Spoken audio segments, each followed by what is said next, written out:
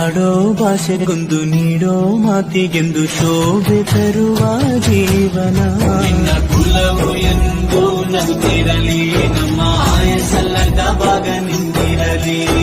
ಮನಸ ಜಾತಿಗೆಂದು ನೋವ ಕಳೆಯಲೆಂದು ಧರೆಗೆ ಇಳಿದಿರೋ ಮಾಧವ.